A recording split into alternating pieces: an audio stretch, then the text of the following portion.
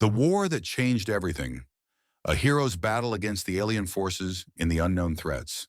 The year was 3050, and humanity had come to a startling realization. The universe was much larger and far more complex than anyone had ever imagined. What had begun as a simple quest for knowledge about distant stars and planets had rapidly escalated into a technological revolution. Space travel, once limited to small lunar missions and orbiting satellites, had now expanded to include interstellar exploration, with humanity establishing outposts in distant solar systems.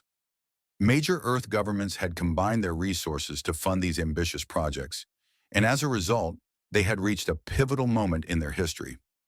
Dr. Lena Hartwell, one of the leading astrophysicists working for the United Earth Coalition, UEC, stared out of the observation window aboard the Prometheus, a state-of-the-art spacecraft. The ship had just completed a reconnaissance mission to a star system located 50 light-years away from Earth. It was one of the many planned expeditions designed to survey habitable planets for future colonization. She had always dreamed of this day, the day when humanity would no longer be confined to the cradle of Earth, but today her thoughts were elsewhere. "Do you think we're ready?" she asked, her voice low, as she addressed Commander Robert Cole, the ship's captain. Cole, a man whose calm demeanor had earned him respect across the fleet, turned to face her. His face was weathered from years of service, but his eyes still held the spark of a younger man who had believed in the mission from the start. "We've been preparing for this for over a century," Cole replied, his voice steady. "But readiness doesn't mean there won't be challenges ahead. There's still a lot about this universe that we don't understand." Lena nodded. The rapid technological advancements over the past few decades had propelled them to the edge of the known universe. But with each discovery, a new set of questions arose. The most pressing question on her mind wasn't about the distant planets they had found. It wasn't even about the extraordinary advancements in propulsion systems or artificial gravity. It was something far more disturbing: the existence of other intelligent life. The discovery had been both thrilling and terrifying. At first it was a whisper, a faint signal, a pattern in the electromagnetic spectrum that didn't seem natural. But the more they listened, the clearer it became. They weren't alone. Across the cosmos, there were other civilizations, far older and more advanced than humanity. Some of these beings might even be observing Earth right now, unaware of the full extent of their presence. The implications of these findings were staggering. The peaceful expansion of human colonies across the stars had suddenly been overshadowed by an unsettling realization. Earth, once the undisputed center of human life, was now a small and vulnerable speck in a much larger, more dangerous universe. The UEC, in partnership with several global coalitions, had begun using this newfound knowledge to accelerate their space endeavors. Entire fleets of exploration vessels had been dispatched to establish relationships with these unknown civilizations. It wasn't just about survival anymore. It was about thriving in a universe that had suddenly become much more crowded. Lena and Cole were no longer merely explorers. They were diplomats and ambassadors, tasked with ensuring humanity's place in the vast and complex network of galactic life. The stakes were higher than they had ever been. What if these alien species didn't view humanity as equals? What if they saw them as something to be exploited, or worse, eliminated? "What do we know about the other species?" Lena asked, leaning in as she studied the data projected before her. "What's their intent? Have they contacted us directly?" "Not yet," Cole answered, "but there are signs, patterns in their communications that suggest they're aware of us. They might be watching, waiting for us to make the first move." The thought was enough to send a chill down her spine. Earth had always been a small and isolated planet in the grand expanse of space. Now it was a target, a point of interest in a much larger galactic stage. As the Prometheus continued its voyage toward the star system, designated Epsilon 82, the implications of the UEC's findings were beginning to settle in. The technology humanity had developed was not just a leap forward. It was a beacon that would draw the attention of the universe's inhabitants. What had once been considered impossible, faster-than-light travel, interstellar communications, was now a reality. But with this newfound power came an equally dangerous question. Would these advanced species see humanity as a threat, or a tool to be exploited for their own purposes. In a meeting at UEC headquarters, representatives from Earth's leading spacefaring nations convened to discuss the next steps. The atmosphere was tense, filled with urgency. "We need to prepare for the worst," said General Frank Donovan, the military strategist appointed to the UEC's outer space operations. His voice carried the weight of someone who had seen the darker side of humanity's potential. "We've made contact with two species already, the Atreians and the Azari. Both are advanced, but they haven't shown any aggressive tendencies. Still, we can't be too careful. If we don't make our intentions clear, they might see us as a threat." Lena had never been one for military thinking, but she couldn't deny the logic. The universe wasn't just a vast expanse of empty space waiting to be explored. It was teeming with intelligent beings, and humanity's arrival had not gone unnoticed. "We need to tread carefully," she added, her voice firm. "We may be ready technologically, but we are not prepared for the social and political consequences of contact. We've had our own conflicts on Earth. What happens when we meet civilizations that don't play by our rules?" Donovan's expression softened for a moment. "That's the unknown we're facing, Dr. Hartwell, and it's a risk we'll have to take. We've always pushed forward, even when the outcome was uncertain." Just as the discussion was growing more heated, a communication from a previously unknown source broke through the channel. The signal was unlike anything they had received before, both alien and mechanical, yet oddly familiar. Lena's fingers flew over the controls, pulling up the raw data. A digital representation of the signal appeared, displaying a series of coded messages. "It's coming from the Skarion system," she said, her voice barely a whisper. "That's a system we haven't explored yet. But these signals, they're unmistakable. This is an intelligent species trying to communicate." The room fell silent. For years, Earth had been preparing for an encounter like this. But the reality was far more daunting than anyone had imagined. The Skarion, a name now burned into the collective memory of Earth's political and scientific leaders, was not just another species to catalog. The Skarion were known for their advanced technology and mysterious behavior. Little was known about their culture, their motivations, or their level of aggression. All that was certain was that they were highly advanced and had the means to make contact with Earth. But why had they chosen now to reach out? What were their intentions? Were they seeking peaceful coexistence, or was this a precursor to something far more sinister? As the days went by, Earth's political leaders scrambled to form a unified response. No one knew whether to trust the Skarion. They might offer knowledge and resources that could advance humanity's position in the universe, or they might be the harbingers of a new age of war. Lena, meanwhile, sat alone in her lab, staring at the signals again. Her mind raced. What had the Skarions seen in humanity? Why Earth? Was it just the proximity, the new wave of technology, or was it something more? There was one thing Lena knew for certain. Humanity had reached a crossroads. The next steps would determine whether Earth became a respected player in the cosmic theater, or just another footnote in the history of a universe that had no place for the fragile, young species called humanity. Skarion. The name rang in Lena's mind, just as it did in the minds of every other person on Earth who had learned of their existence.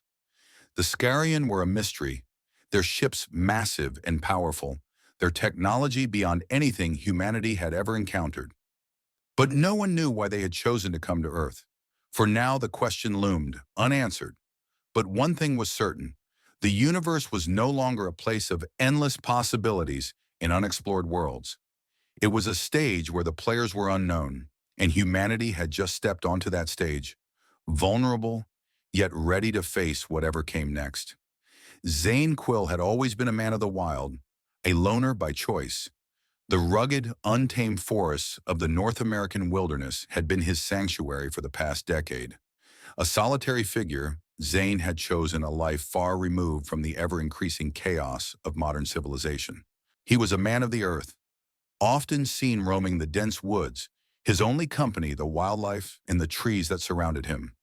Standing at 6'3", with a chiseled frame that spoke of years spent in physical labor, Zane's appearance was as wild as his life. His dark, unkempt hair fell in waves around his face, framing a set of sharp, amber eyes that seemed to pierce through the very fabric of reality. His skin was weathered from the sun, bearing a deep tan that reflected his life in the open air. Yet it was not just his physical appearance that set him apart, it was the way he carried himself. There was a quiet intensity about him, an unspoken confidence that came from surviving alone in the wilderness. People who had met him in passing could sense it, but they could never quite place it. "Are you lost, man?" a hiker once asked, stumbling upon Zane during one of his rare encounters with civilization. Zane had only smiled in response, his voice low and deliberate. "No, I know exactly where I am. It's everyone else who's lost." The wilderness had shaped him, forced him into a self-reliance that few could ever understand. Zane wasn't just surviving, he was thriving in a way that made him more connected to nature than to the bustling society far beyond the trees. But his reasons for living apart from the world were more than just a preference for solitude. There was something deeper, something buried inside him that even Zane couldn't fully comprehend. Zane had never been able to recall much of his past, and the fragments that remained were often clouded with confusion. There were dreams, fragments of memories that were more like whispers in the back of his mind. He remembered flashes of a place that wasn't the forest, a place that felt sterile and cold.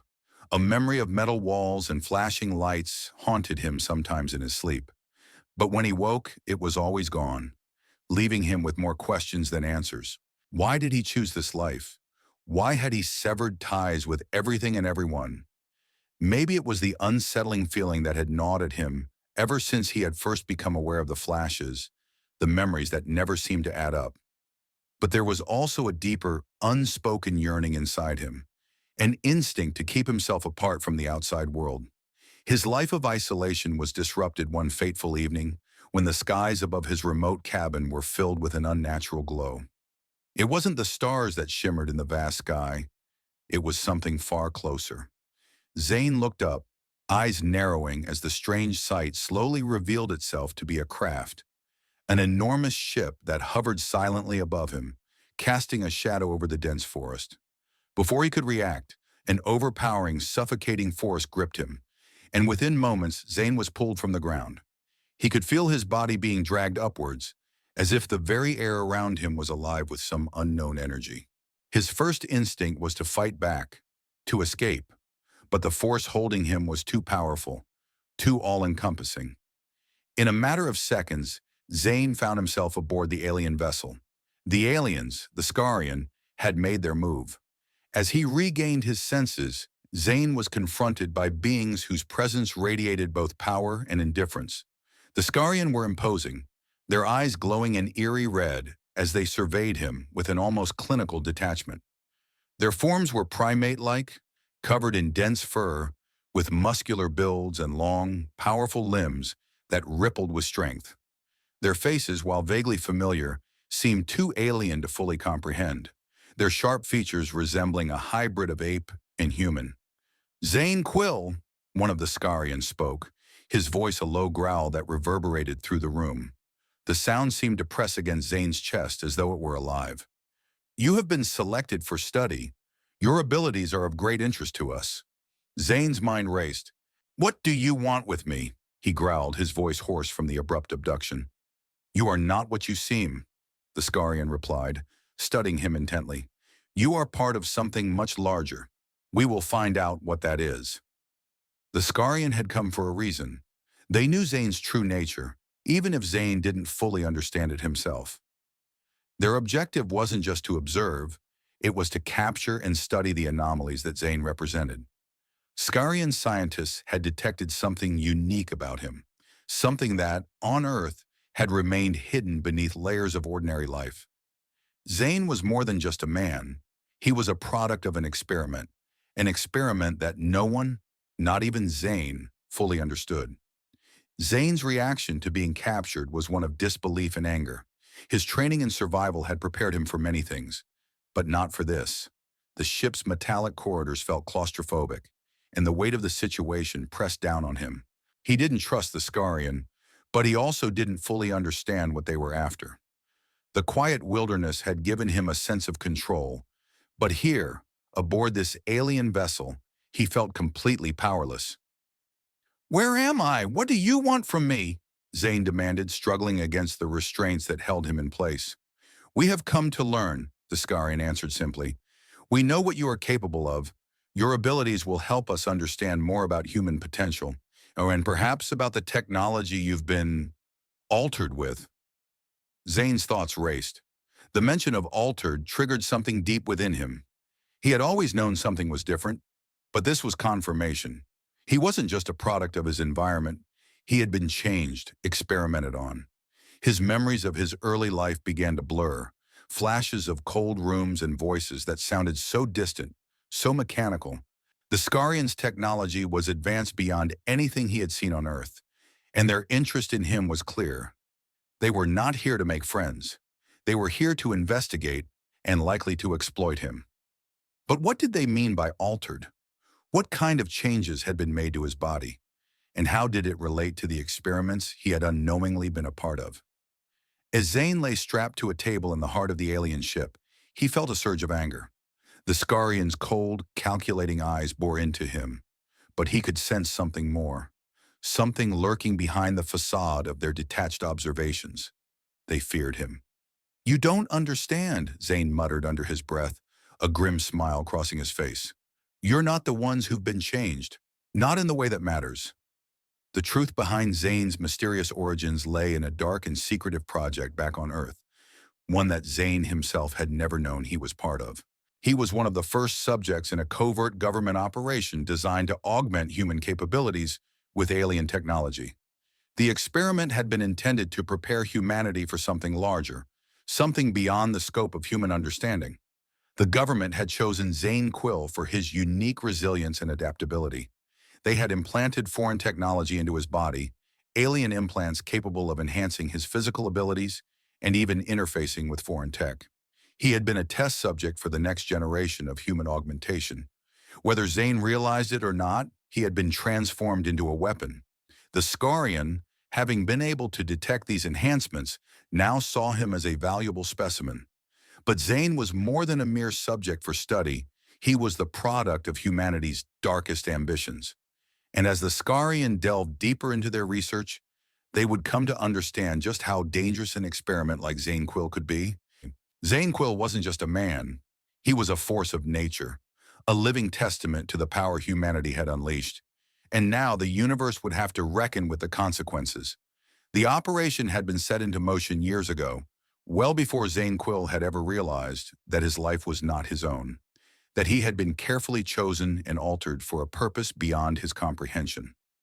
The government of Earth, in collaboration with a covert network of military and scientific organizations, had been conducting secret experiments for decades, seeking ways to give humanity an edge in the event of extraterrestrial encounters. The truth was that, since the first discovery of alien life, humanity had feared that one day they might face a superior civilization. The solution, they believed, lay in integrating extraterrestrial technology into human biology. The implants were not just machines. They were pieces of a foreign puzzle, technology so advanced that it could manipulate both the mind and body, enhancing a human's physical and mental capabilities. These were not simple enhancements like prosthetics. They were sophisticated pieces of alien engineering. Zane was one of the first to undergo such a transformation, selected for his exceptional genetic traits and his ability to adapt.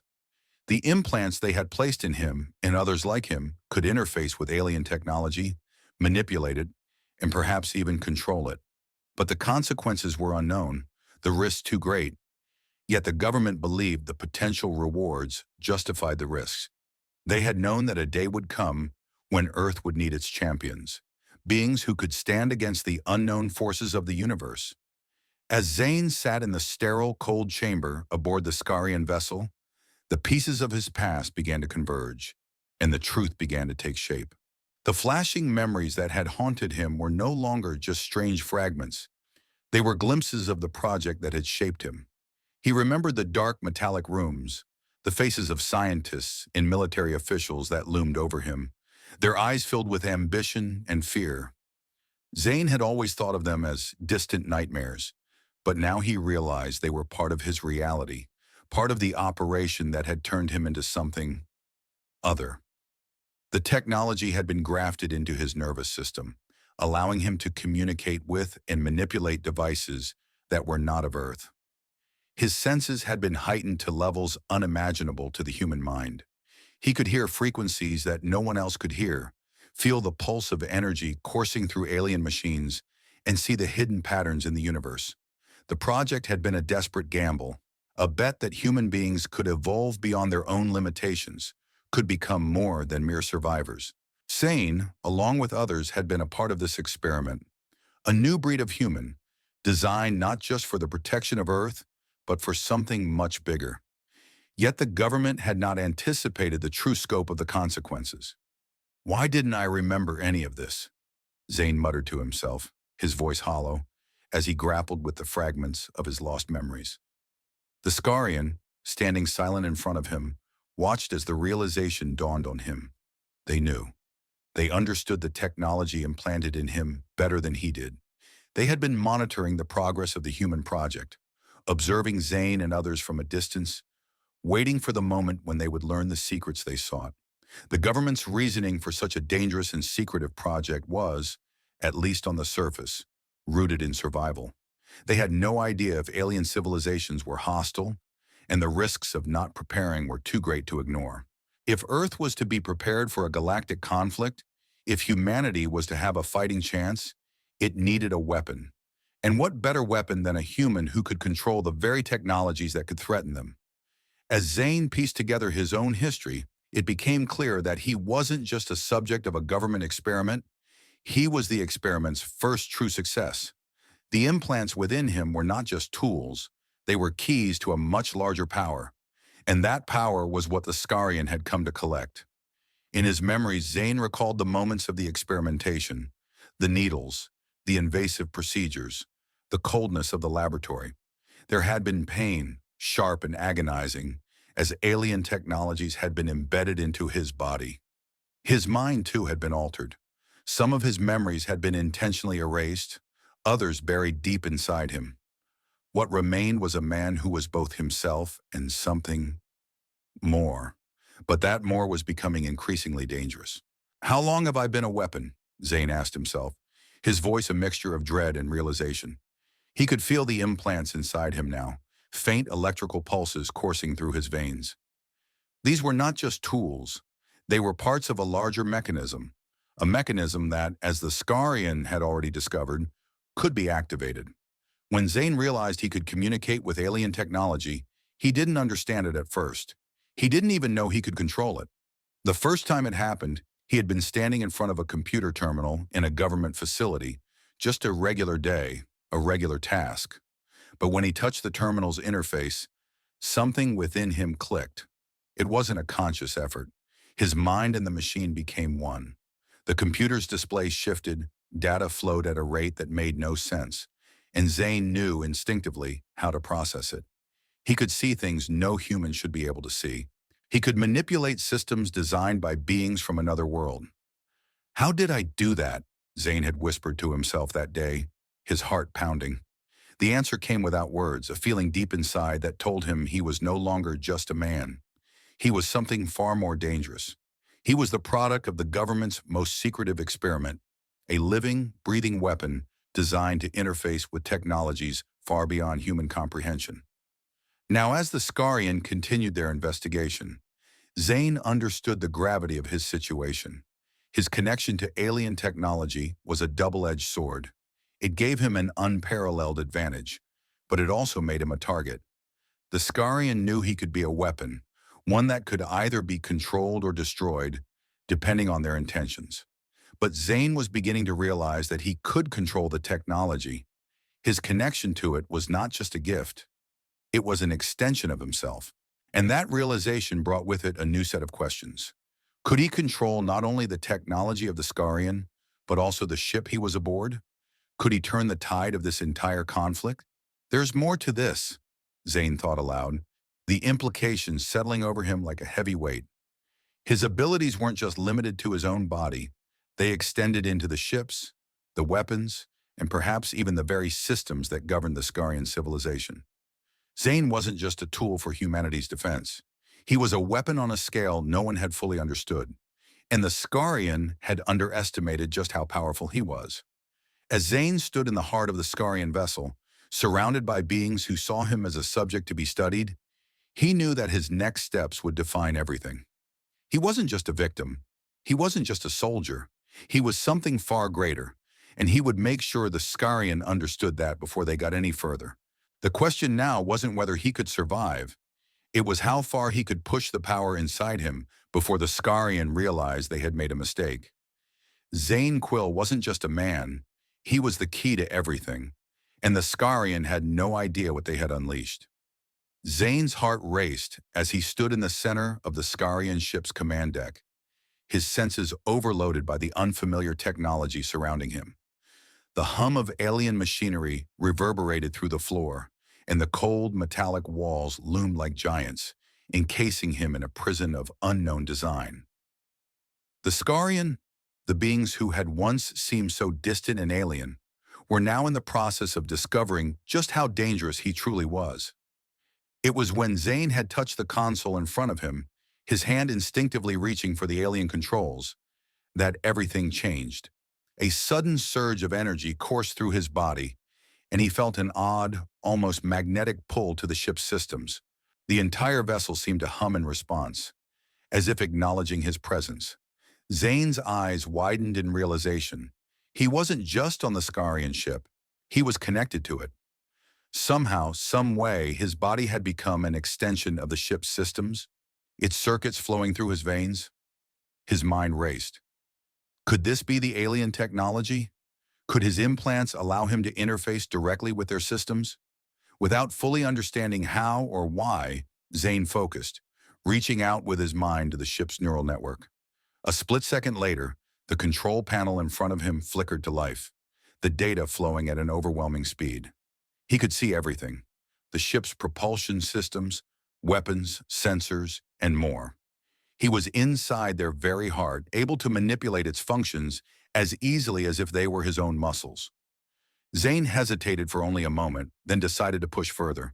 His fingers hovered above the glowing interface, and without thinking, he activated the ship's weapon systems. The Skarion aboard the vessel had not anticipated this. A human, a mere captive, accessing their most guarded systems. It was the first sign of the chaos Zane was about to unleash. The ship's weaponry powered up, its energy shields glowing a deep, unsettling blue.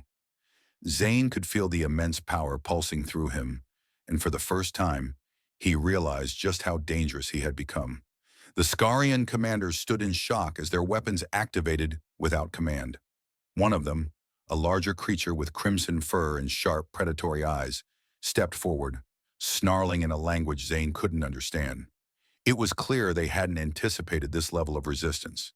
But Zane wasn't listening to their protests.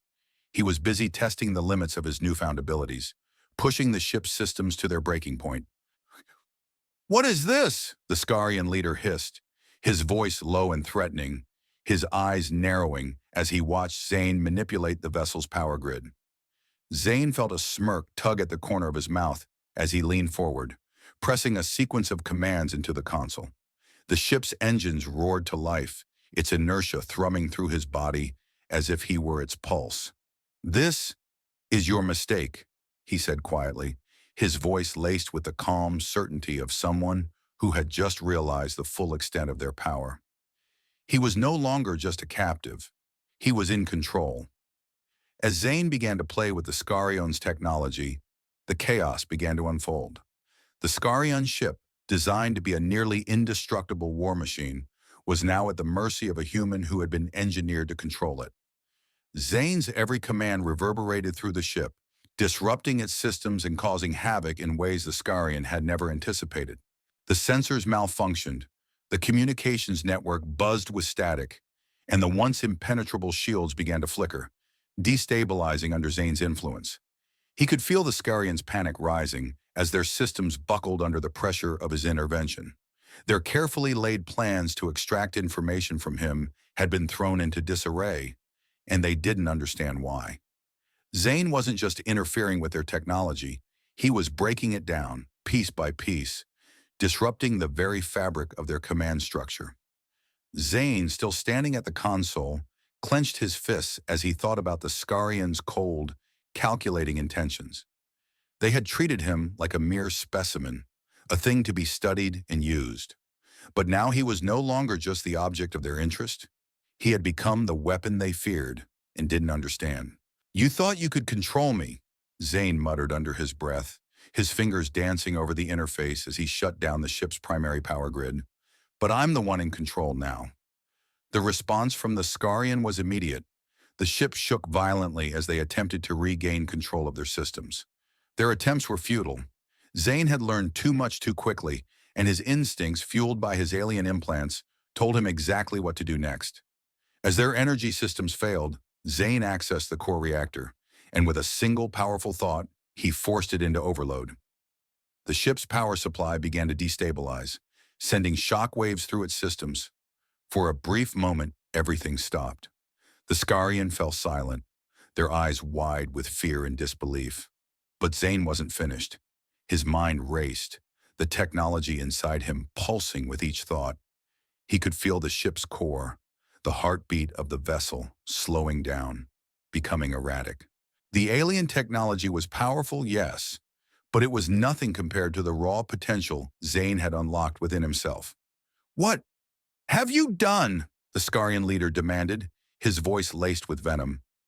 Zane didn't answer. Instead, he focused on one final task. With a single movement, he sent a pulse through the ship's weapon systems, aiming it directly at the Skarion command center.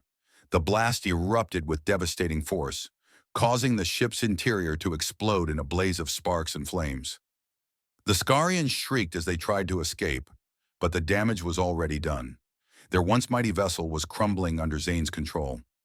As the ship began to tear itself apart, Zane's thoughts turned inward. He had just realized something terrible.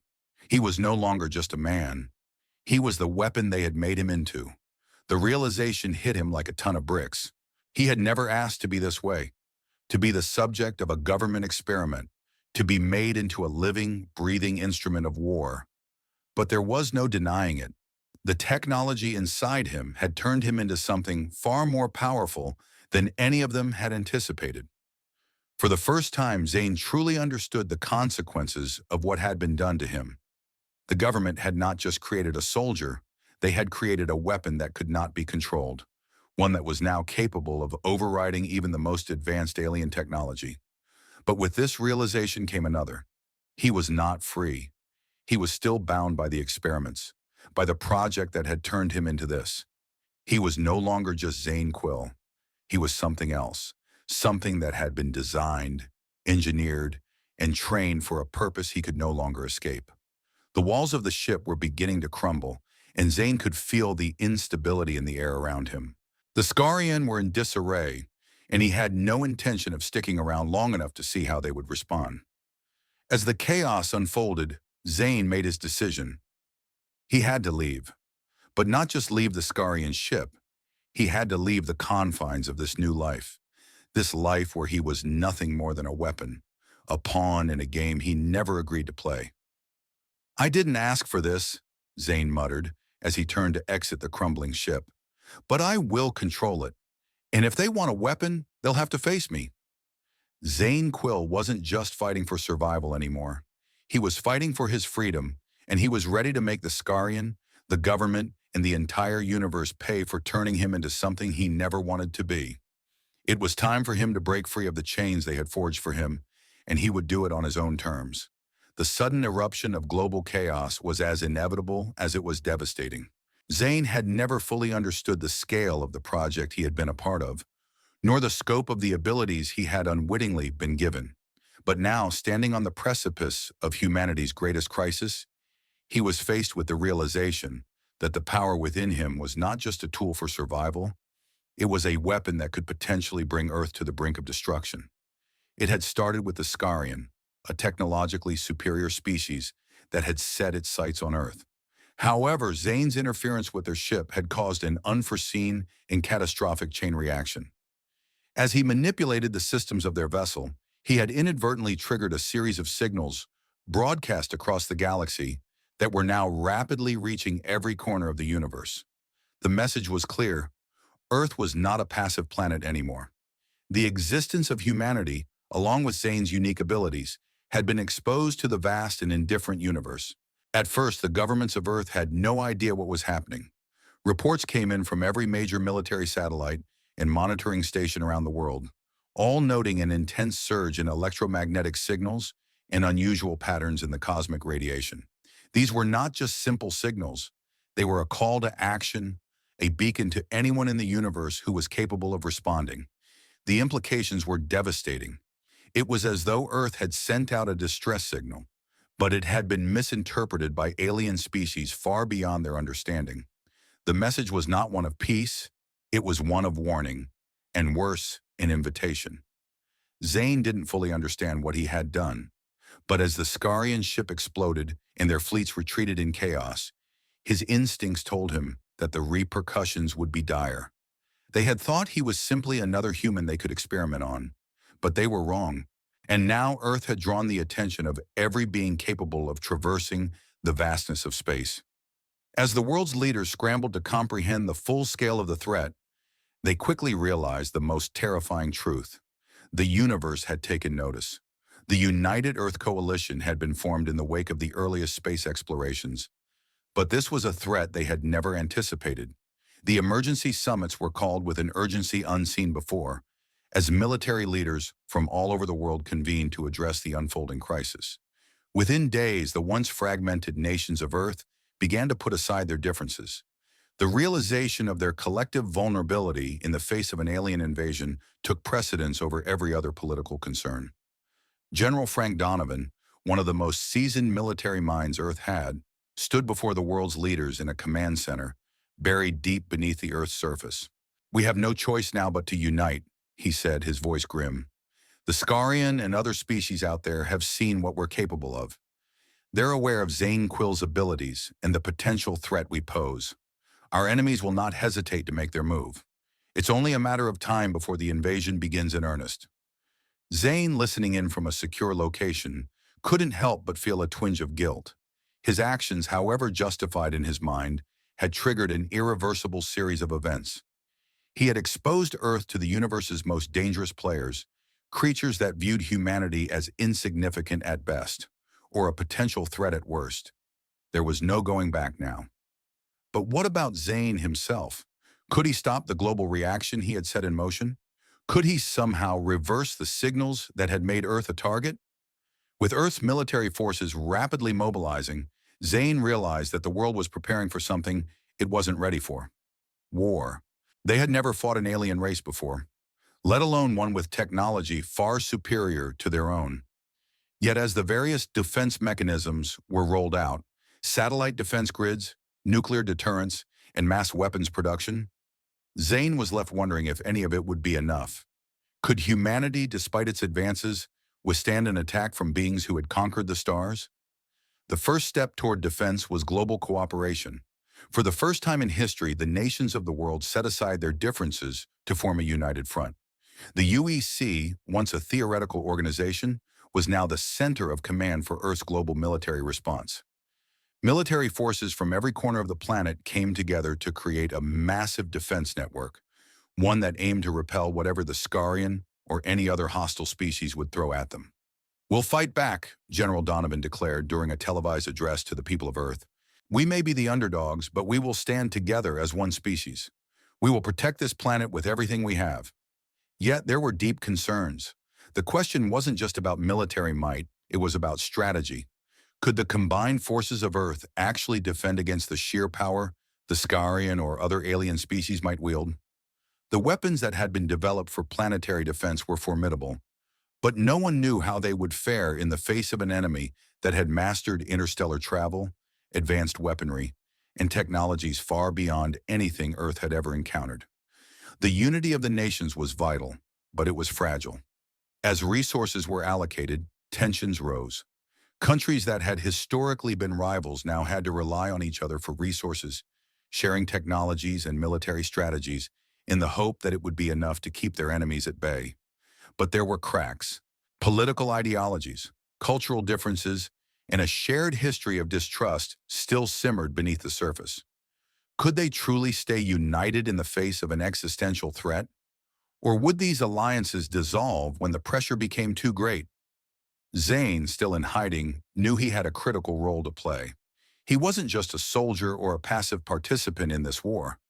He had the power to turn the tide in humanity's favor. But he also knew that he could be the very thing that doomed them all. The alien technology inside him had given him extraordinary abilities. Abilities that could allow him to control not only Skarion technology, but perhaps even their fleets. The Skarion had learned that the hard way. But there was more to Zane's decision than just survival or revenge. He wasn't just fighting to protect Earth, he was fighting to protect humanity from itself.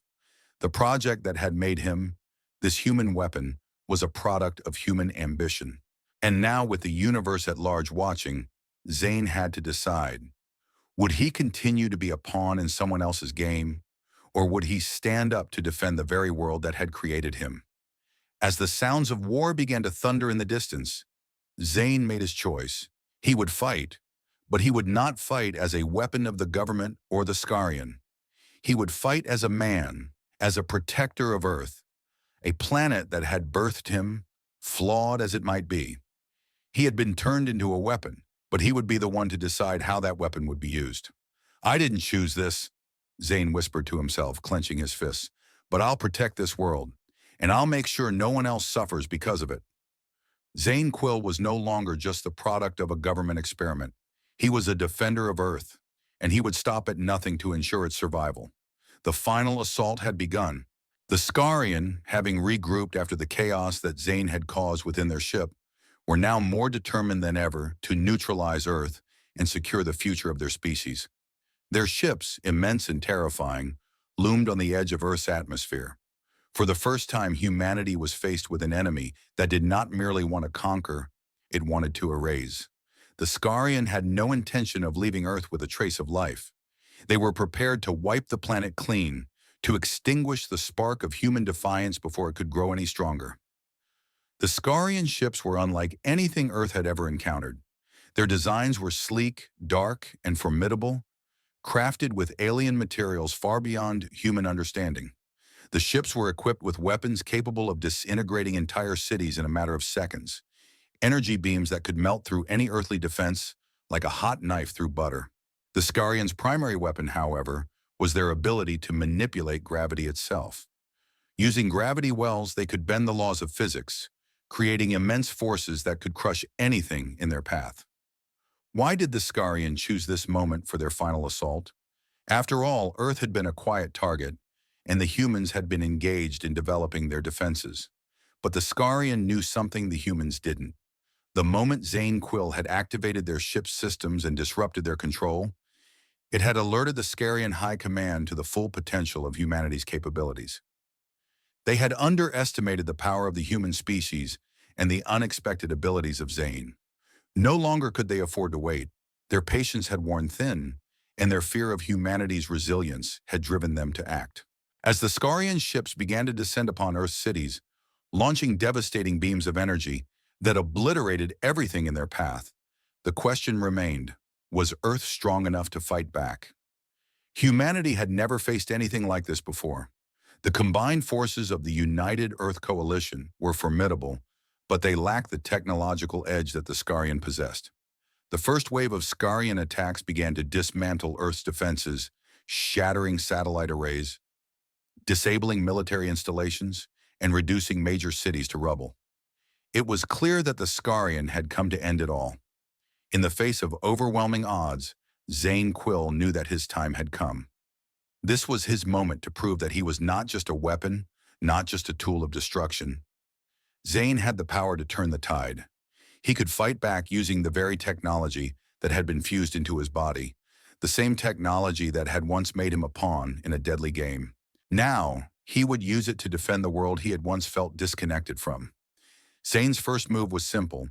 He accessed the global communication grid, sending out a pulse of energy that allowed him to take control of all the Earth's remaining satellites.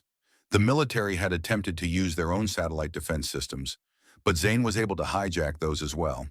With his mind, he reached out and began manipulating the satellites, redirecting their focus to the Skarion ships. He wasn't just using the technology, he was becoming it. "Let's see how you like being hunted," Zane muttered under his breath as he activated a satellite laser system. The energy beams, once used for Earth's defense, now became the weapons to strike back at the Skarion. The first satellite-fired laser shot out, striking one of the smaller Skarion ships with surgical precision. The alien vessel trembled, then shattered into 1,000 pieces, its pieces falling toward Earth in a fiery descent. Zane smiled grimly. He had the upper hand for now, but he wasn't done. The Skarion's gravity manipulation weapons were devastating, but Zane had already anticipated this. With the technology inside him, he began tapping into their own gravity-based systems, using his implants to override their controls. He wasn't just defending anymore, he was attacking.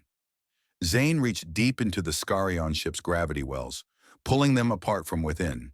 The ships began to warp and bend, their very structure groaning under the pressure. Zane could feel the immense strain as he bent their reality to his will. This was the full extent of his power. He was no longer just an experiment. He was a force of nature, and he would not let Earth fall. As the battle raged between the Skarion and humanity, the effects on both sides were profound. The destruction of Earth's major cities was catastrophic, and many believed that humanity's survival was no longer possible. Entire civilizations were reduced to ash in moments. Yet there was an undeniable sense of unity within the human race. Nations that had once been divided now fought as one, their collective survival hanging by a thread. The Skarion, however, were not immune to the damage. The more Zane interfered with their gravity-based weaponry, the more their ships faltered. As the alien vessels began to lose their control, they were forced to retreat into orbit, their technology crippled by Zane's mastery over their systems. But this did not mean the end of the war. It only meant that the battle was far from over. Zane had done what seemed impossible. He had given humanity a fighting chance. The once feared Skarion were now on the defensive, scrambling to regain control of their weaponry. But Zane knew that even with their retreat, this was not the end. The Skarion would return, and when they did, they would come with greater force. He had only bought humanity a brief respite. The real question was whether Earth would be ready for what came next. For now, though, Zane had to make sure that Earth had a future to fight for. He had unlocked the true extent of his power. He could control not only alien technology, but the very laws of physics that governed their ships. But with this power came a terrifying realization. Zane wasn't just humanity's weapon. He was also the key to their survival, and perhaps the cause of their undoing. Could Zane maintain control over this power? Would he be able to use it to protect Earth and preserve humanity? Or would he become the weapon that tore everything apart? The future of the universe hung in the balance, and Zane Quill, the man who had never asked for any of this, stood at the heart of it all, knowing that the war for Earth had only just begun. The conflict between humanity and the Skarion had changed everything. The war had not only exposed the vulnerabilities of Earth, but had also showcased the remarkable resilience of humanity in the face of destruction. The survivors of Earth's cities began to rebuild, their efforts fueled by the shared knowledge that they had fought and won against an enemy that was far superior in every way. Yet even as humanity celebrated its hard-won victory, a new question emerged. Would this war be remembered as the defining moment in the history of the universe? Or would it merely be the first battle in a larger, more relentless conflict between civilizations? For now, Earth had won, but the future was uncertain, and the universe was vast. There were still more unknowns out there, more threats that humanity could not yet comprehend. The Skarion might have retreated for now, but Zane knew that they would return, and when they did, humanity would be ready. The war was far from over. Zane Quill had always been a man of action, a survivor, but now with every pulse of the technology embedded within him, something was shifting, something was changing. As the days went by, he could feel the technology inside him growing stronger, deeper, like an invasive force slowly weaving its way through his being. It wasn't just his physical strength that had been augmented, it was his perception, his very sense of self. The more he interacted with alien systems, the more he realized that something had been altered in ways he couldn't fully comprehend. His enhanced senses were not simply practical tools. They were gateways to something far more unsettling. Zane could feel his connection to the alien technology, a hum in the air, a vibration in his chest. He could sense the complex patterns in the universe, the shifting energies that surrounded him. His mind now moved faster, processing data in ways he had never experienced before. But with each new ability came a growing sense of alienation. The more he accessed these powers, the more distant he felt from the humanity he had once known. "Is this still me?" Zane murmured to himself one evening, staring out into the horizon, his thoughts clouded with confusion. His reflection in the darkened window looked the same, but he could no longer ignore the growing suspicion that something essential had shifted. The man he once was, the man who had chosen to live in isolation, to embrace the quiet, raw nature of life, felt like a distant memory. Now he was something else, something beyond human, and he wasn't sure if he could ever return to what he had been. The question lingered. Was he still human? Could he ever return to his former life? Or had he crossed a threshold beyond which there was no coming back? Zane's attempts to control the alien technology had been met with varying levels of success. His body, once solely his own, now responded to stimuli in unpredictable ways. When he needed to harness the power inside him, the technology obeyed. But when he didn't, it surged, overwhelming him. There were moments when he felt as though he was in complete control, and then there were others when it felt as if he were nothing more than a passenger in his own body. He had become a weapon, a tool of humanity's design, but the question remained, was he a man who could wield this power, or had this power already begun to wield him? Zane's internal conflict was growing more intense by the day. On one hand, he knew he had to protect Earth. This was his world, his home, the place that had birthed him. But on the other hand, the weight of the government's betrayal hung heavily on him. He had been a part of something far more sinister than he had ever imagined. The project that had augmented him, the government that had manipulated his very DNA and mind, had never been about protecting humanity. It had always been about preparing for war, a war that, if he were honest, Zane didn't want to fight. He hadn't asked for this. He hadn't asked to be turned into a weapon, and now humanity had placed the weight of their survival on his shoulders. Zane's bitterness toward the government festered as he reflected on what had been done to him. His life, his body, his very mind had been violated in the name of some higher cause, some greater good. But was it worth it?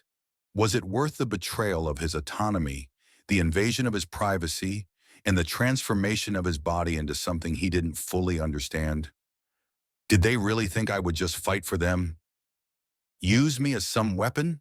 Zane whispered through clenched teeth. His thoughts swirled with anger. What do they think I am? He didn't know if he could ever forgive the government for what they had done. The idea that they had treated him as a mere tool, an instrument in their strategic arsenal, sickened him. But as much as he resented their betrayal, Zane couldn't ignore the fact that Earth needed him. The threat of the Skarion and the unknown forces lurking in the vastness of space left humanity vulnerable.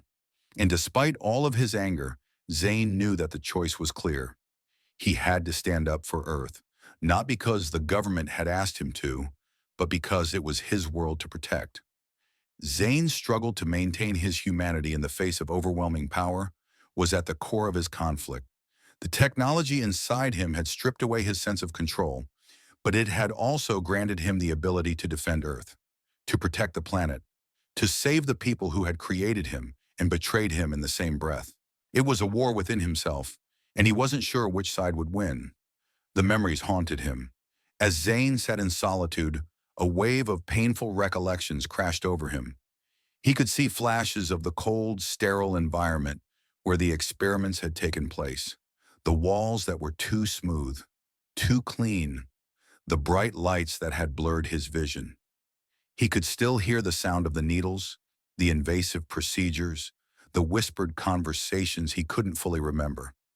His mind rebelled against the memories. They were fragments, moments that had been erased, pieces of his past that had been stolen from him. "How much of me is still here?" Zane asked aloud, though he knew no one could answer. His voice was a mix of anger and despair. "What happened to the person I was before they did this to me?" Zane's inner turmoil intensified as he grappled with these lost memories. The process of implantation had been brutal, and though some of the memories had been intentionally erased by the scientists, others were fragments of his own resistance to the process. The memories were fuzzy, disjointed, like a dream he couldn't fully recall. But they were there, buried deep within him. In moments of clarity, Zane could almost see the faces of the people who had been a part of his transformation. He remembered the scientists who had worked on him, those cold, distant figures who had never seen him as a person. They had seen him as a subject, a mere test case for their grand designs. But now the memories were starting to piece themselves together, forming a picture of a past that was both painful and terrifying. These memories were not just painful. They were a constant reminder of his purpose. Zane had been created for one reason: to be a weapon. He had been shaped by others, molded into someone who could fight, someone who could survive. But in this war between his past and his present, Zane didn't know if he could come to terms with the man he had become. The memories also held another truth, one that he hadn't fully acknowledged until now. He could never truly escape what they had done to him. Even if he fought for Earth, even if he protected his planet, there would always be a part of him that was forever changed by the project, forever altered by the technology inside him. And the fear of that, of becoming something other than human, was something Zane wasn't sure he could live with. His mind raced, torn between the man he had been and the force he had become. Could he heal the wounds of the past? Could he reconcile the man who wanted to live in peace with the weapon he had become? Zane wasn't sure, but one thing was clear. He could never return to the life he had known. The war within him was not just one of survival, it was a battle for his soul. And in this fight, Zane knew that the outcome was uncertain.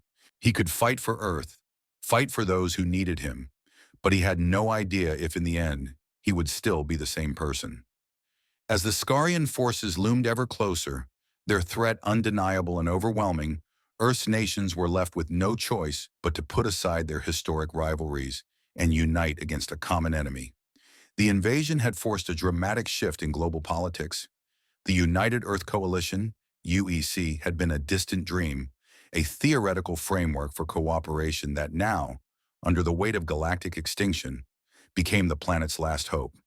For the first time in human history, countries that had fought wars for centuries were now compelled to pool their resources, their technologies, and their knowledge into a single effort.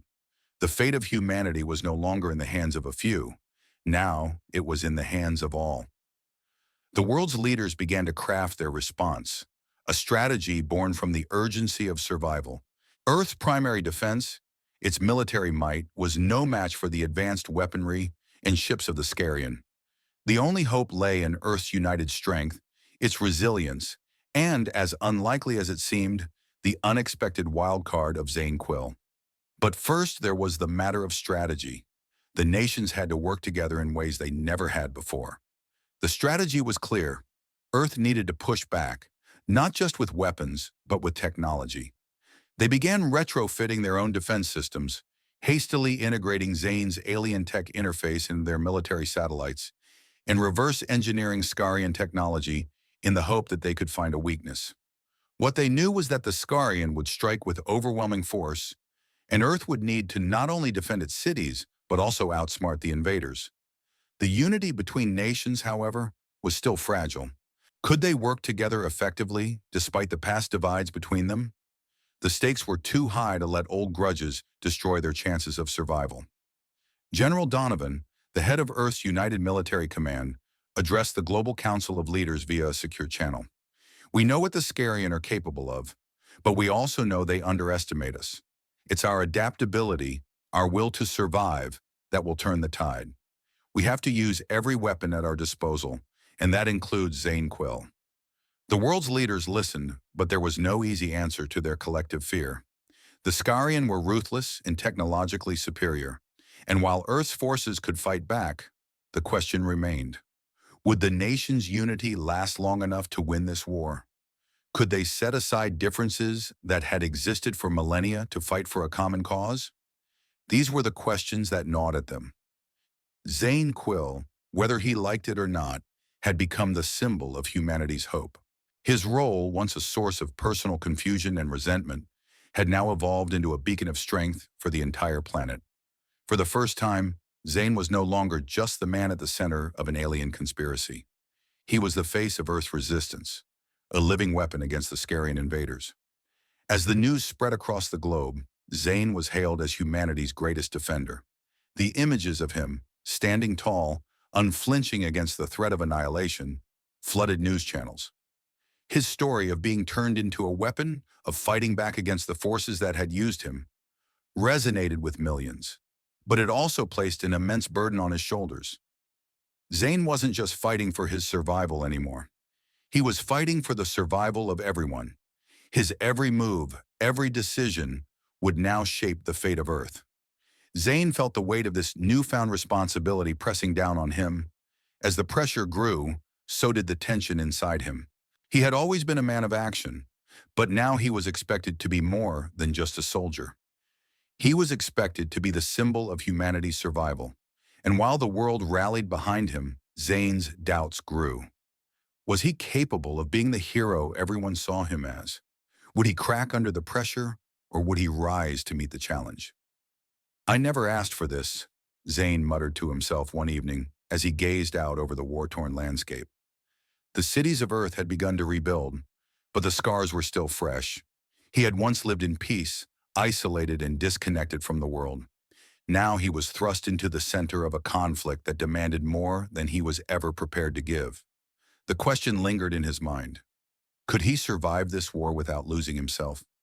Could he remain true to who he was while carrying the weight of humanity's future?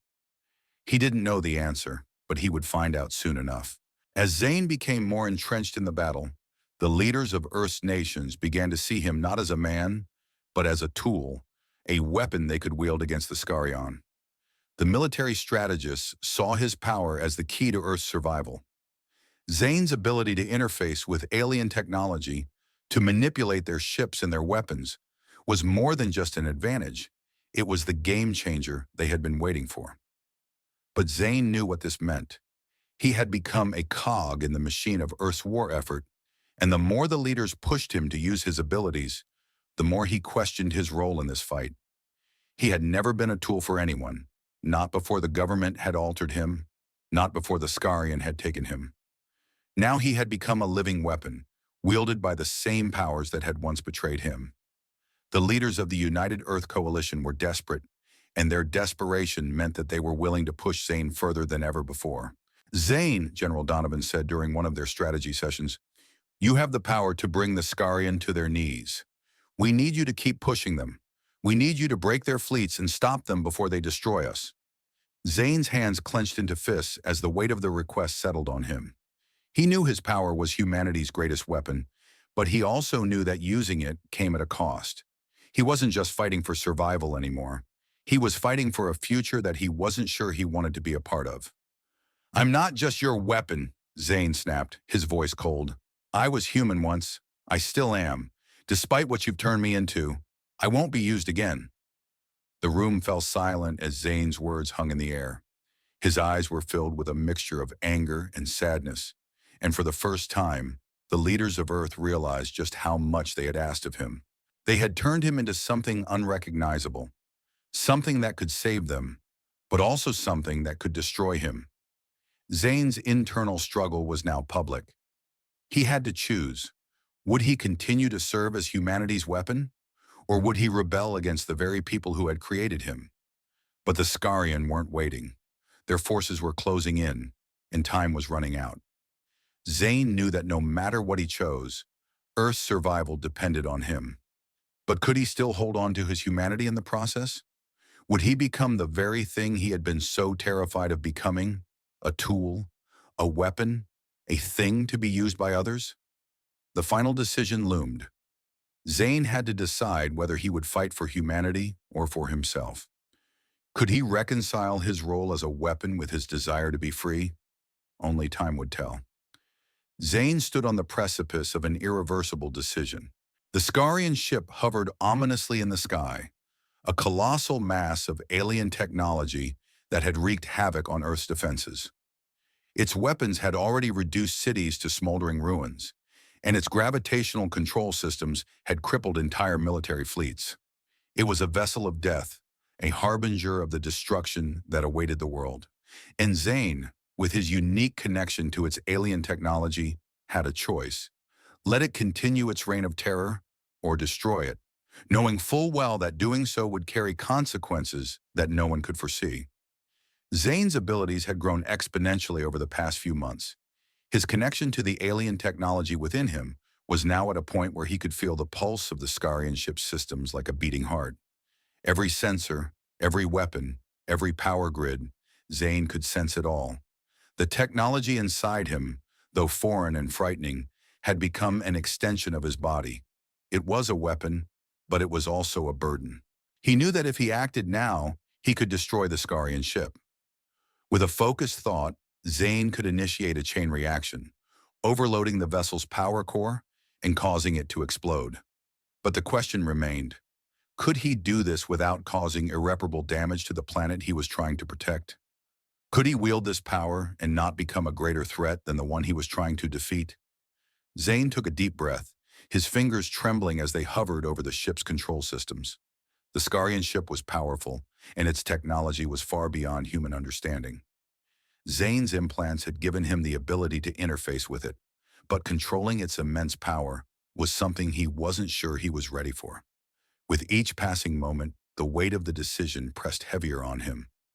"I can't just sit here and do nothing," he muttered to himself. The Skarion were coming for Earth. This was the only way. But even as he made the choice, Zane couldn't shake the nagging thought in the back of his mind. What if I'm wrong?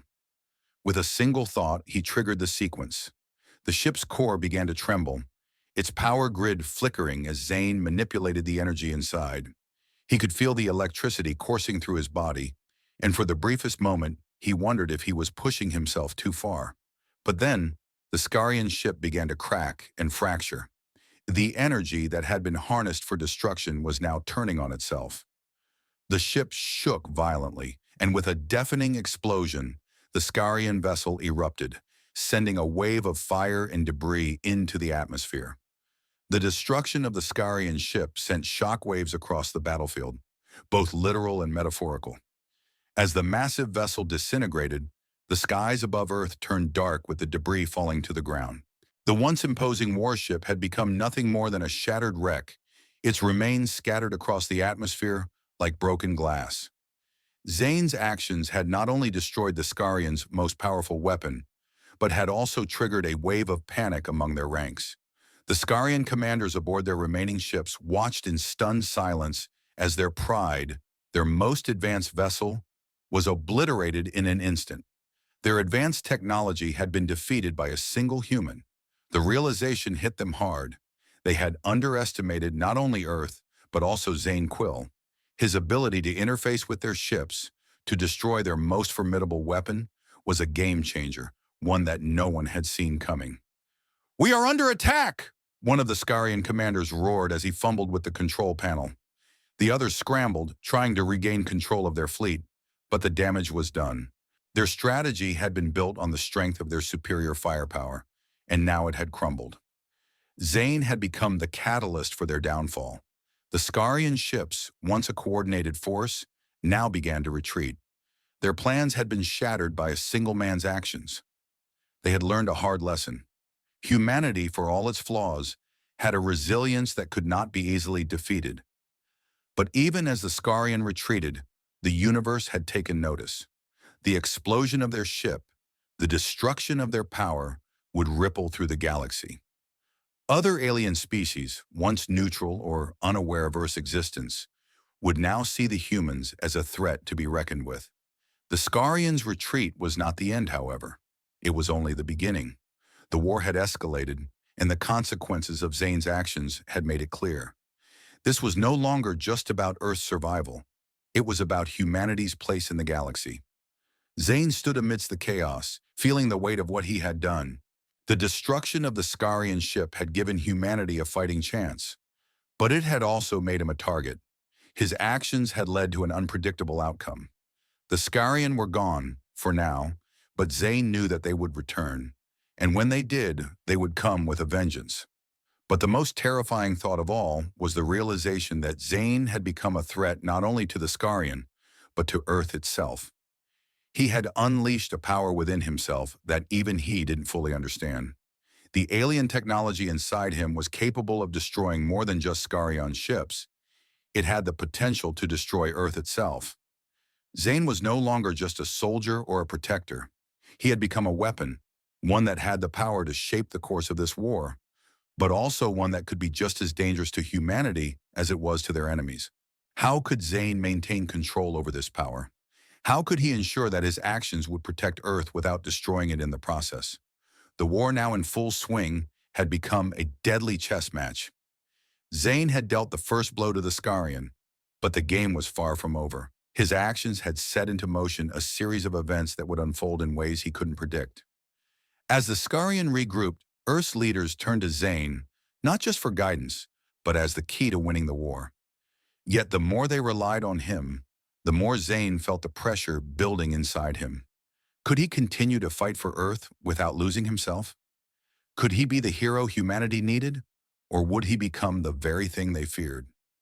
Zane knew that the next moves he made would define the future, not just for Earth, but for the galaxy itself. He had unleashed a power within him that he couldn't fully control, and now he would have to live with the consequences. The question was, could he truly protect his planet without becoming a threat to it?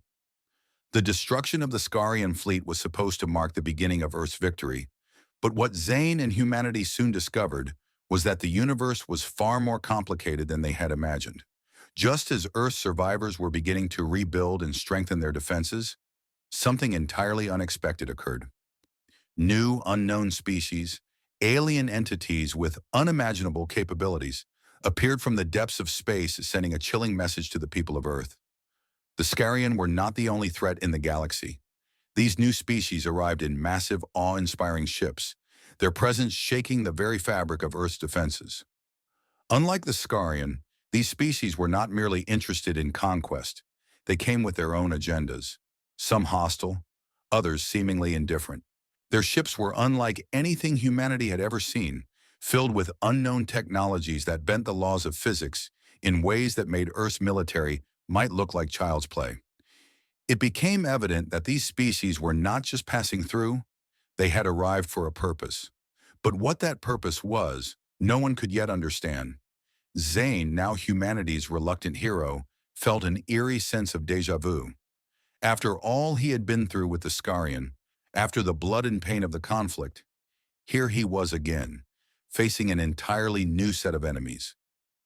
The true scope of the danger had just expanded beyond anything Earth could have predicted. These species were not like the Skarion, who had been conquerors and invaders.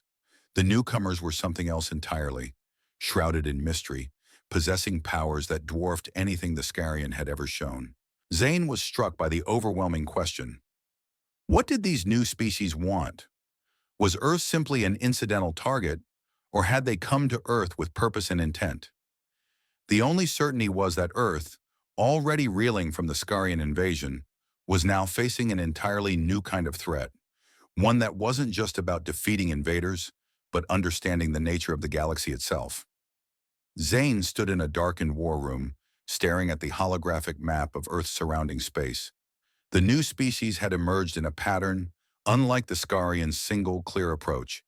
They appeared suddenly, their ships dropping out of hyperspace with no warning, no clear communication, only ominous displays of power. Their technology surpassed that of the Skarion by unimaginable margins.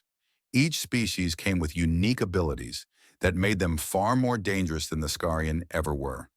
These new foes could manipulate space-time itself, teleport vast distances, and disrupt gravitational fields. The Skarion's heavy reliance on brute force and superior weaponry was nothing compared to the subtle, terrifying control that these species wielded. "What do they want?" Zane asked, voice strained as the gravity of the situation sank in.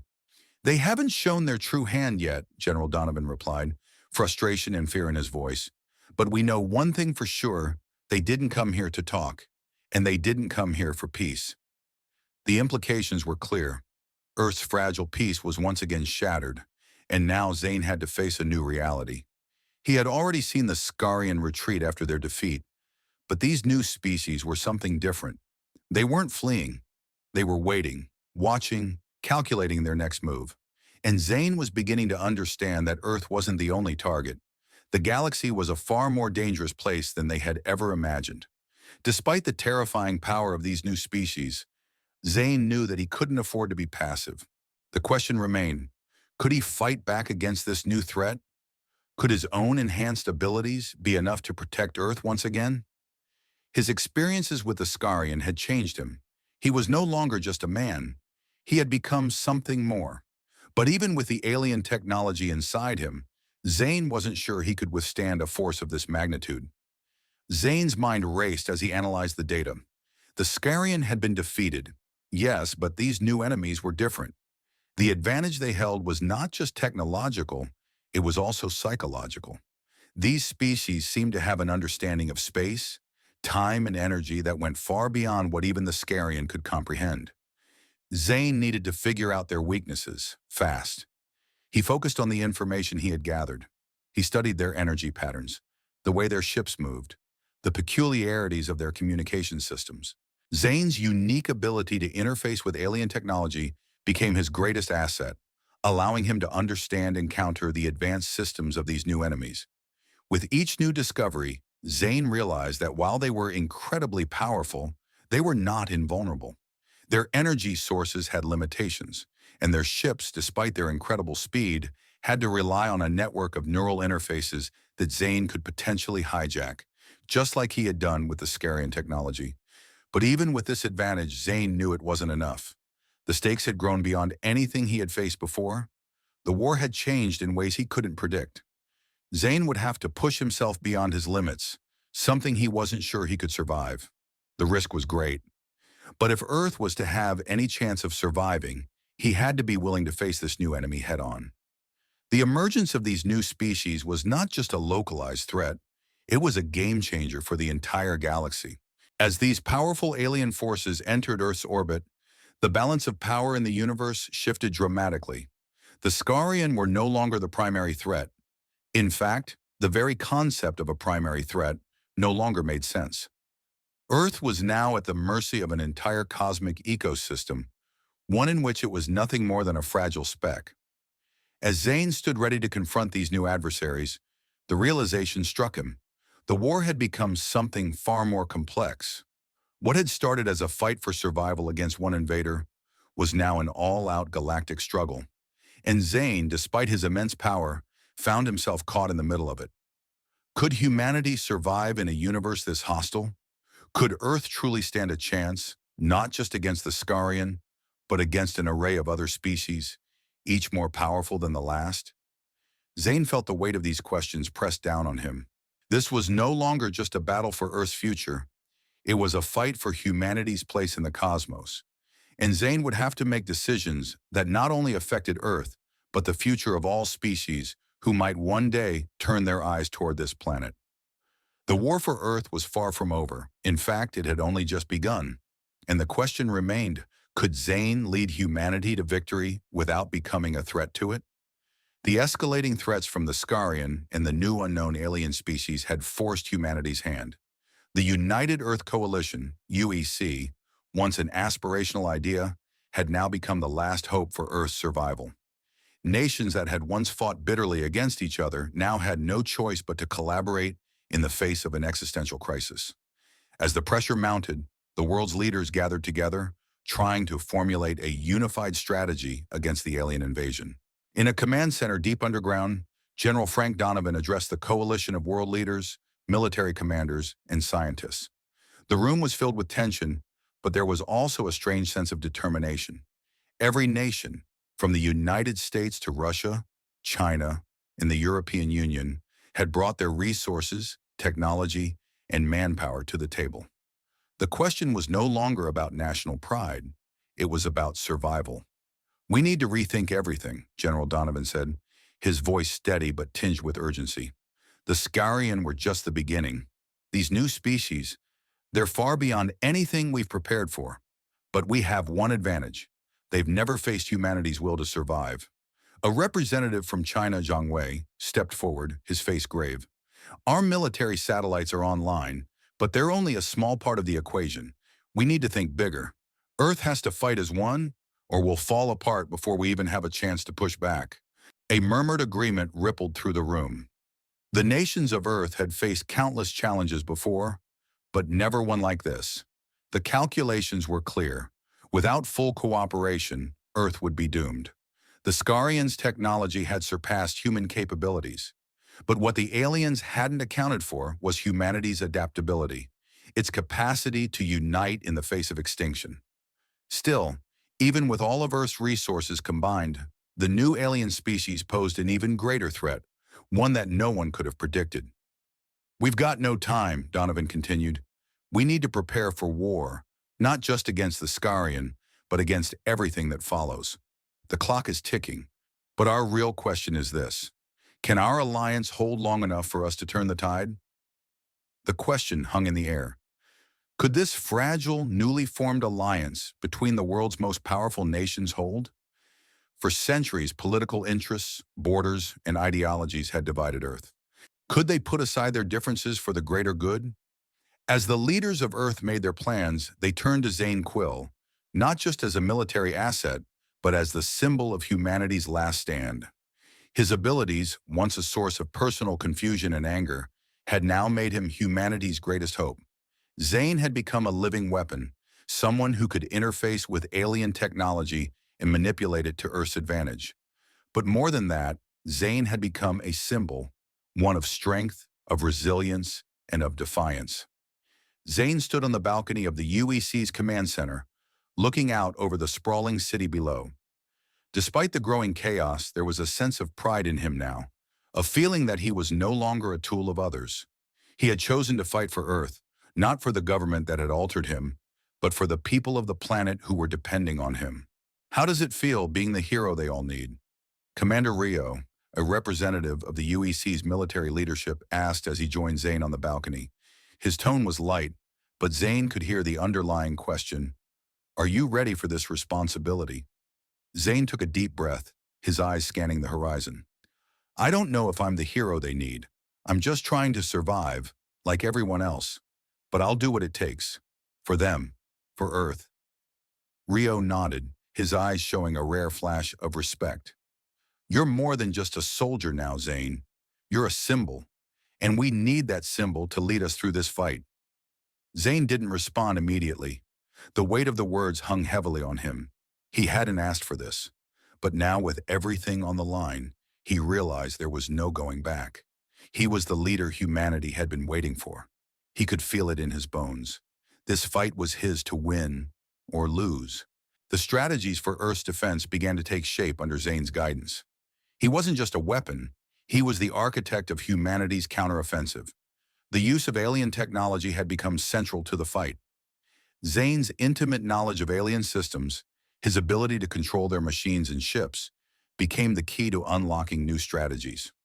The world's leaders, military planners, and scientists now looked to him for guidance, unsure of how to proceed, but trusting in his instincts. Zane's first directive was to focus on reprogramming Skarion weaponry and technology, using their own systems against them. He had already demonstrated his ability to infiltrate and disrupt alien tech. Now it was time to turn that ability into a weapon of mass disruption. "We need to do more than just hold them off," Zane said, his voice strong. "We need to hit them where it hurts. Disrupt their power systems, their communication channels, their ability to coordinate. If we can make them fight among themselves, that's our opening." Zane's words rang with confidence, and his ideas began to shape the future of the war. The UEC military leaders and the global coalition of nations quickly mobilized to implement his strategies. The first tests were promising. A series of Skarion supply ships, once impenetrable, were now vulnerable to sabotage. Earth's forces, equipped with alien tech under Zane's guidance, began to chip away at the Skarion's control over the battlefield. But the new alien species were still a wild card, and Zane knew that the war was far from over.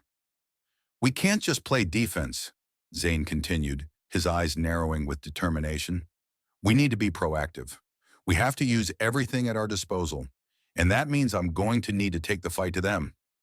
The words hung in the air, and the leaders of Earth had no choice but to follow his lead. Zane had become their most valuable asset, not just a weapon, but the key to Earth's survival. But as the battle raged on, Zane couldn't shake the thought that this war was changing him in ways he couldn't control. How long could he maintain this leadership, this fight, before everything started to unravel? As the strategies unfolded, Earth's united front faced its most significant challenge yet. Would this alliance hold under the weight of the war? With each victory, the pressure grew. The success of the new strategies was encouraging, but the emotional toll was undeniable. Zane had become the face of Earth's resistance, but with that came a heavy responsibility. The war wasn't just about saving Earth anymore. It was about securing humanity's place in the universe. The consequences of failure were unimaginable. Zane's role had shifted from a soldier to a leader, and with that came not only the responsibility for Earth's survival, but for its future in a galaxy that had shown its true, terrifying face. But one thing was clear: humanity's survival rested not only on their military strategies, but on the strength of their united front. Could they hold together long enough to turn the tide? Would the alliance last, or would old rivalries and distrust tear them apart? Only time would tell. Zane, for all his power, could not fight this war alone. The battle for Earth was no longer just about one man. It was about the collective will of every nation, every person who fought for their home. And as Zane prepared to lead Earth's forces into the next phase of the war, he knew that the outcome was far from certain. But he would fight, not just for Earth, but for the future of the human race, no matter the cost. The war had torn through Earth like a violent storm, leaving destruction and chaos in its wake. Cities had been leveled, entire populations wiped out, and landscapes that once thrived with life were now barren, scarred by the battles that had raged across the planet. The conflict, which had begun with the arrival of the Skarion and escalated into a galactic struggle, had cost humanity more than anyone could have ever imagined. The human race had fought valiantly, but the toll had been devastating. As Zane looked out over the ruins of what was once a thriving metropolis, he couldn't help but feel the weight of what had been lost. He had seen the impact of the war firsthand: the cries of the wounded, the shattered buildings, the lives that had been torn apart by the violence. He had given everything in the fight to protect Earth, but the price had been steep. "How do we rebuild after this?" Zane asked, his voice heavy with the burden of the question. He stood beside General Donovan, watching as rescue teams sifted through the wreckage, searching for survivors. The devastation was palpable. What had once been thriving cities were now nothing more than piles of rubble, a testament to the brutality of the conflict. "We rebuild with what we have left," Donovan replied, his voice grim. "But the truth is, Zane, it's going to take decades to recover from this. The war has drained our resources, our manpower, and our will. The people, our people, are broken." Zane's heart sank as he watched the workers laboring to clear the debris. He had fought for this world, for these people. But in the end, the cost had been far higher than he had imagined. The Earth itself was scarred, and humanity was left picking up the pieces. The question that lingered in Zane's mind was whether Earth could ever truly recover from the loss. Could humanity rebuild after such a devastating conflict? And even if they could, what kind of world would remain after the war? As Zane and Donovan stood in silence, the weight of the losses pressed down on them. The war had not only ravaged Earth's physical landscape, it had also cost humanity's soul. Millions of lives had been lost, and the survivors were left to pick up the pieces of a shattered world. Entire families, cities, and cultures had been erased, and the scars of the conflict ran deep. Even with the Skarion defeated and the alien species retreating for now, the price of victory was painfully clear. "We'll rebuild," Donovan said, his voice steady but tired. "But it's going to take more than just resources. It's going to take time, time to heal, to remember who we are, and to find a new purpose. We've lost so much, but we're still here, and that counts for something." Zane nodded, but the weight of the words felt hollow. The cost had been too high. He had seen too many die, too many sacrifices made, and for what? Was the price of their survival worth it? He couldn't shake the feeling that something had been lost forever, something that could never be reclaimed, no matter how much they tried to rebuild. Zane's thoughts were interrupted by a voice calling his name. He turned to see Ava, the brilliant engineer who had been part of the team that helped reverse engineer alien technology approaching him. Her face was tired, but there was a spark of determination in her eyes. "Zane," she said, her voice firm but sympathetic, "we need to talk. You're not the only one who's been affected by this war. Everyone is feeling the toll of it. The soldiers, the civilians, the scientists. We've lost so much, but there's still hope." Zane looked at her, feeling the weight of her words, but he wasn't sure if he could believe in hope anymore. "I don't know if hope is enough anymore," he admitted quietly. "What if we've lost too much? What if there's no coming back from this?" Ava stepped closer, her gaze softening. "We have to keep going, Zane. You've seen the worst of it, but you've also seen the strength of the people who have survived. We'll rebuild together." But even as the world began to rebuild, Zane couldn't help but feel the toll that using alien technology had taken on him. His power, the very power that had made him humanity's greatest weapon, was also the source of his greatest torment. The technology that had once been a tool of survival had become something far more dangerous. Each time he used it, he could feel his humanity slipping further away.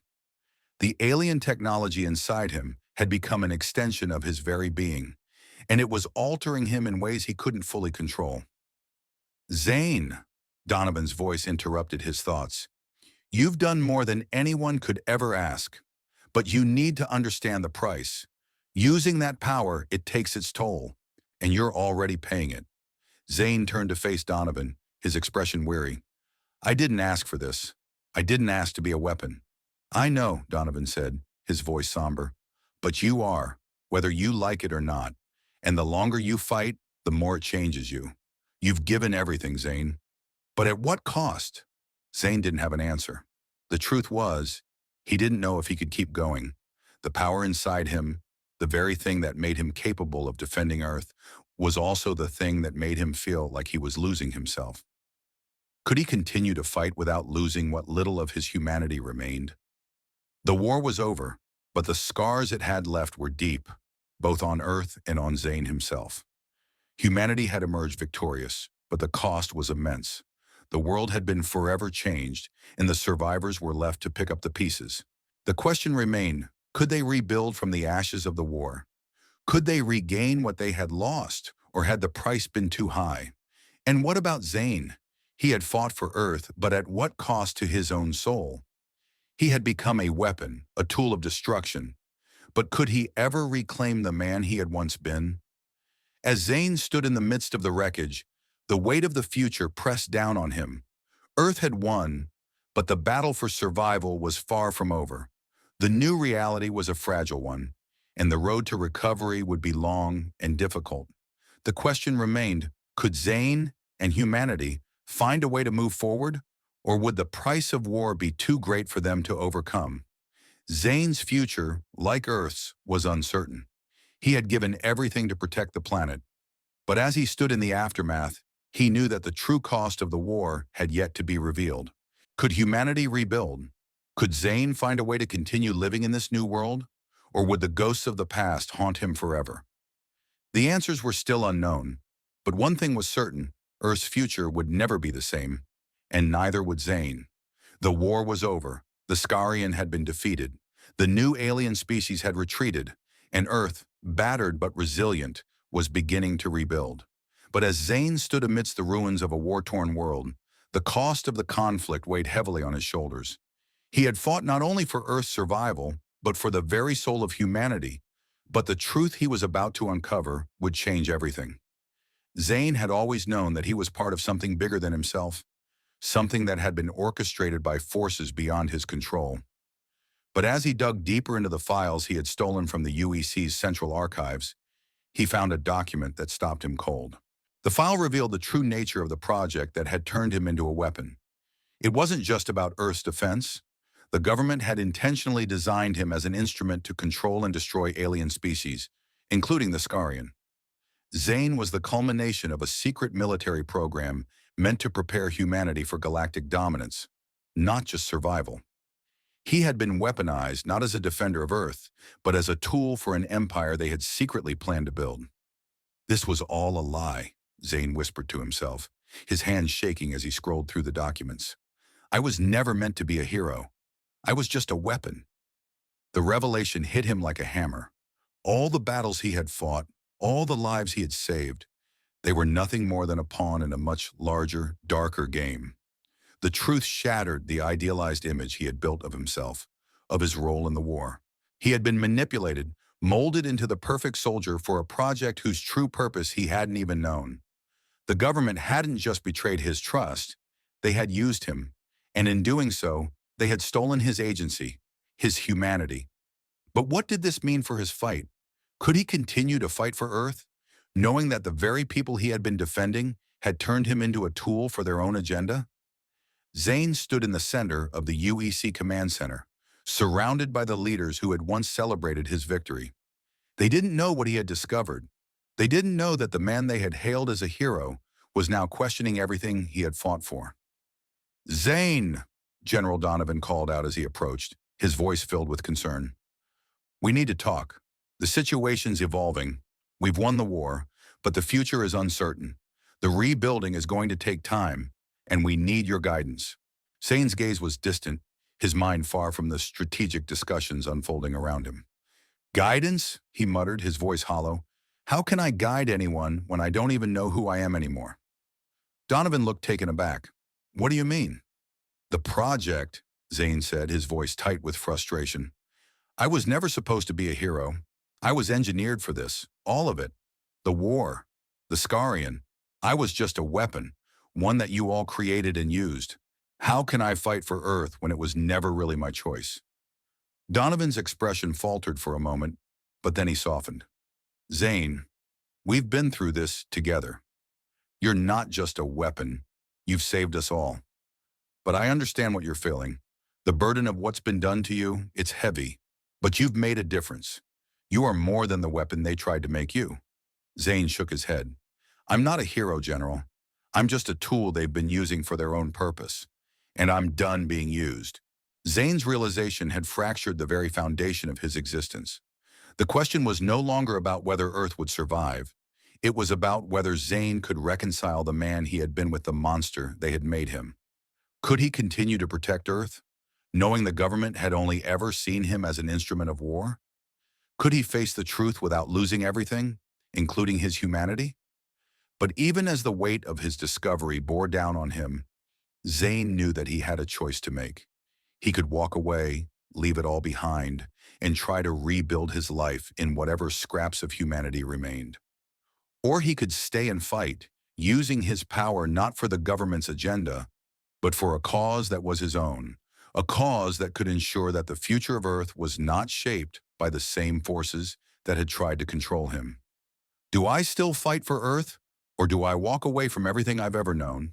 Zane asked aloud, more to himself than anyone else. "Do I choose to be a tool, or do I fight for a future where I'm something more?"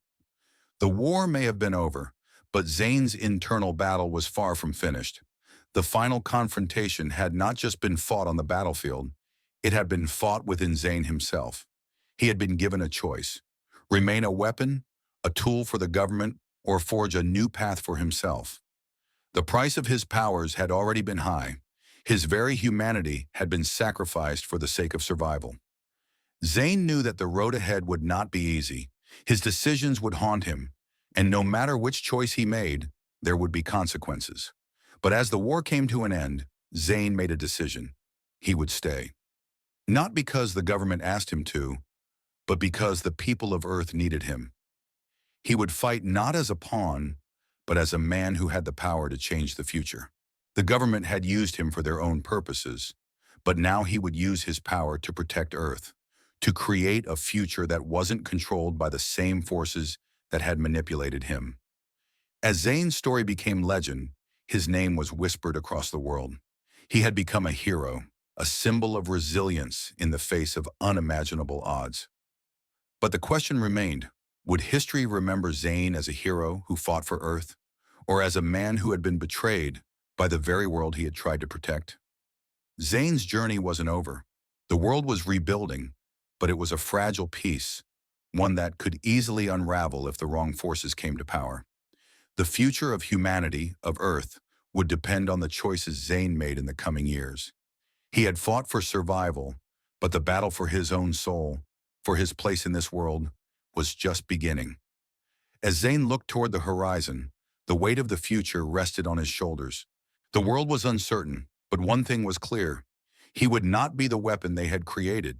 He would be something more, a man who had fought for Earth, not out of duty, but out of a desire to see humanity thrive on its own terms. Whether or not that was enough to change the future was yet to be seen. Zane had become a living legend, a man who had fought for humanity's future and whose story would inspire generations to come. The war had left its mark on Earth and humanity in ways that could never be erased. While the battle was over and Earth had survived, the consequences of the conflict were still deeply felt.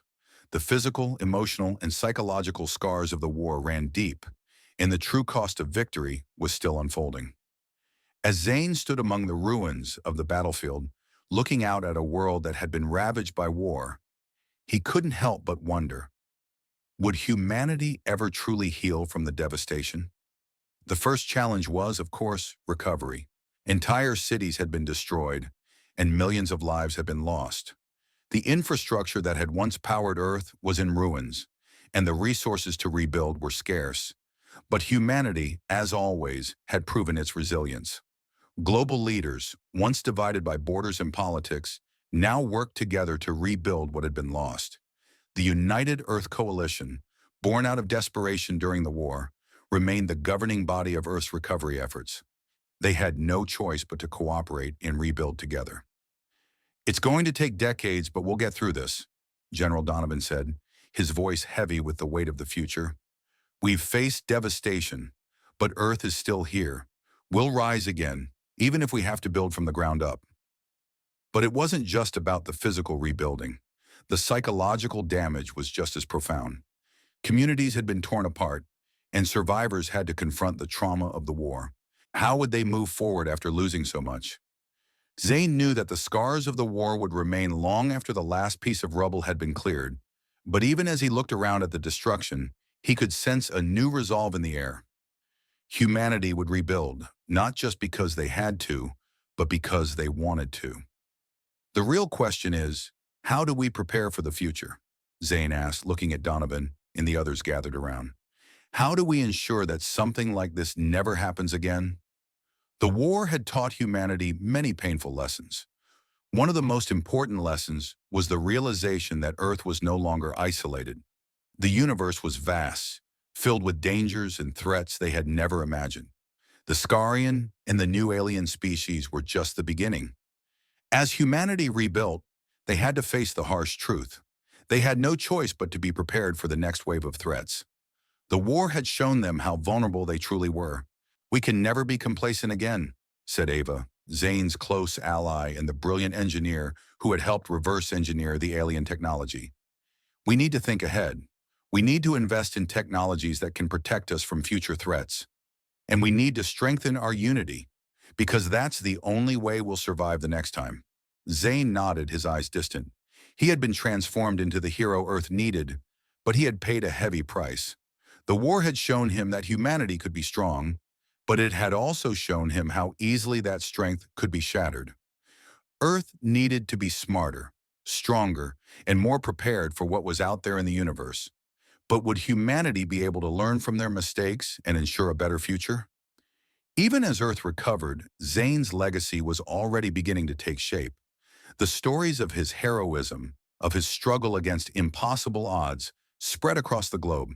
Monuments were built in his honor, and his name became synonymous with the courage and resilience of humanity.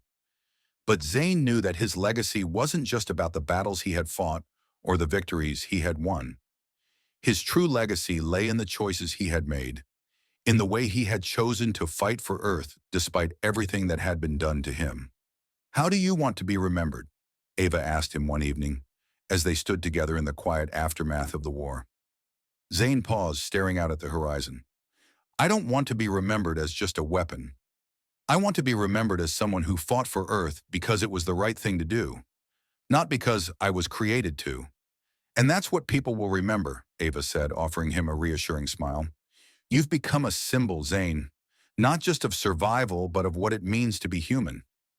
Zane wasn't sure he could fully accept that. The truth was, he still didn't know who he was anymore. But as the years passed and Earth began to rebuild, he realized that the world no longer needed him to be a weapon. They needed him to be something more. A leader, a protector, and a symbol of hope. But even as the world began to heal, Zane knew that the future was uncertain. The war had ended, but the scars remained. Earth had won, but the victory was bittersweet. The galaxy was still full of dangers, and Earth's place in it was still precarious. As humanity looked toward the future, Zane couldn't help but wonder, would Earth be able to survive in this new dangerous universe? "We've survived the worst of it," General Donovan said, his voice filled with quiet confidence.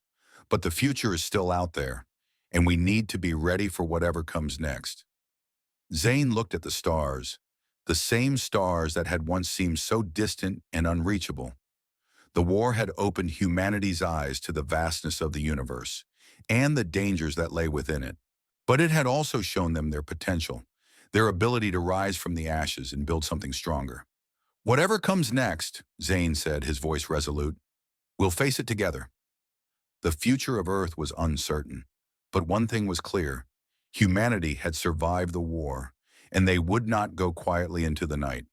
The lessons of the past would guide them, but the hope for the future would drive them forward. Zane's legacy, too, would live on, not just in monuments and stories, but in the hearts of those who would continue to fight for a better tomorrow. His name would become synonymous with hope, with resilience, and with the unbreakable will of humanity. The war had ended, but the journey had just begun, and Earth, for all its flaws and scars, would continue to rise. As the dust settled and the echoes of battle faded, Earth stood as a testament to the resilience of humanity. The scars of the war were still fresh, but the spirit of survival was stronger than ever.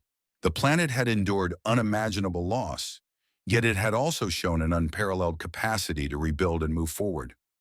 Zane Quill, once a weapon forged by the shadows of a secret project, had become the symbol of that very resilience.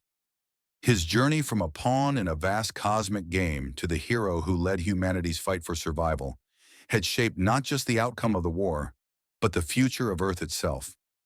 Though the physical battles had ended, the real work was only beginning. Humanity now faced the task of rebuilding not just cities, but the very foundation of their collective future. They had learned harsh lessons about the cost of peace and the price of power. The alien threats that had once seemed so distant were no longer something to fear. They were a reality humanity would have to face, prepared or not. But in the ashes of war, there was hope. Zane, now a leader and protector, had shown that humanity could rise from the darkest of places. His legacy was one of courage, sacrifice, and the unyielding will to fight for a future worth living. As Earth looked to the stars, they knew that they were no longer alone, but they also knew that together they could face whatever the universe had in store. The future of Earth and Zane's place in it was no longer uncertain. It was theirs to build. And so, the story of humanity began anew, stronger, united, and ready to face the challenges of the unknown.